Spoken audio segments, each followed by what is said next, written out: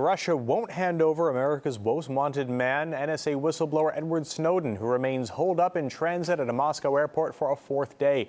President Putin said that means Snowden never actually crossed into Russia and so is beyond the government's reach. Let's go now to RT's Alexei Arashevsky, who's at Sheremetyevo Airport with more. Ever since Edward Snowden touched down in Moscow on Sunday, it's been the biggest mystery for the last 72 hours or so what his next move would be. He was supposed to fly to Havana from Moscow on Monday. He even checked in supposedly for that flight, but never made it there. This plane carried more than half of Moscow's international press corps. Basically, they went on a 3-day holiday to the Caribbean. Ever since, it's been speculated that he may have left the country on a different flight. He may have left it elsewhere. Even some have been alleging that he may have been detained by the Russian authorities to later to be extradited to the United States. Both of these claims were in fact quashed by the Russian president, who compared Mr. Snowden to the case of another very famous whistleblower. Snowden's case is similar to that of Julian Assange. Both call themselves defenders of human rights and fight for the freedom of information. You have to ask yourself, do such people need to be hunted down and put in prison? I personally would like to avoid cases like these. It's like shearing a pig, lots of shrieking, but little fur.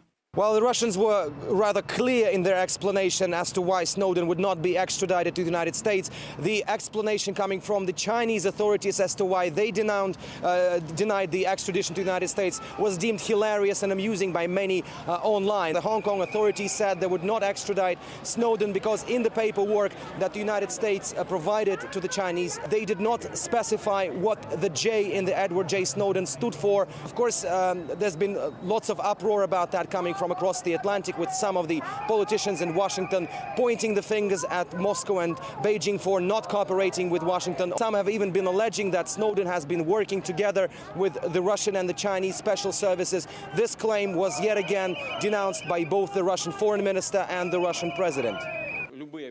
Any accusations against Russia are nothing but rubbish, simply ravings. Our special services never interacted with Snowden and are not doing so today.